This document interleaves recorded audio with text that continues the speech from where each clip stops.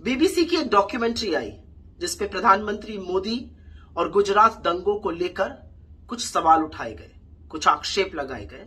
उस डॉक्यूमेंट्री को बैन कर दिया गया, लेकिन ठीक 29 दिन बाद चिरपरिचित स्क्रिप्ट के अंदाज में प्रधानमंत्री मोदी का सबसे प्रबल फ्रंटल इनकम टैक्स बीबीसी के दफ्तर आज इंडिया में पहुंच गया।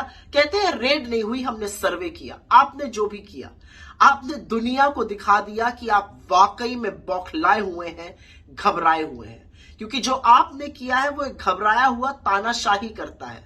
This is how people react when they panic. आपने इस देश के अधिकांश मीडिया को चरण चुंबक बनाने का काम किया है।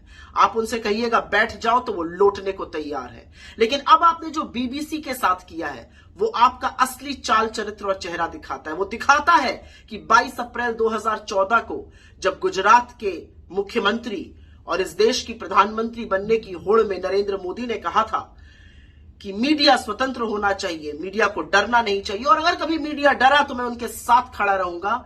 आपके एक्शंस उसके बिल्कुल विपरीत हैं। आप मीडिया के ऊपर रेड करते हैं, लेकिन कहां तक सवालों से बचिएगा? इस पूरे देश पर आप इनकम टैक्स की और ईडी की और सीबीआई की रेड करा दीजिएगा। आज देश आपसे कुछ सवाल पूछ रहा है, चाहे वो अडानी पर हो, चाहे वो बेरोजगारी पर हो, चाहे वो महंगाई पर हो, चाहे वो गरीबी पर हो, चाहे वो आर्थिक असमानता पर हो, चाहे वो बुलडोजर चलाने वाली उन सरकारों पर हो जिसको आप तथाकथित डबल इंजन की कहते हैं। लेकिन आप पर अब मुझे तरस आने लगा है, क्योंकि आप एक बौखलाए हुए, घबराए हुए तानाशाह हैं। What you're doing, Mr. Modi, is what people do when they panic. I pity you. मुझे तरस आता है आप पर कि आपको बीबीसी के दफ्तर पर एक रेड और एक सर्च, जो भी आप कहना चाहिए, करानी पड़ी, क्योंकि सवालों से आप बौखला गए थे।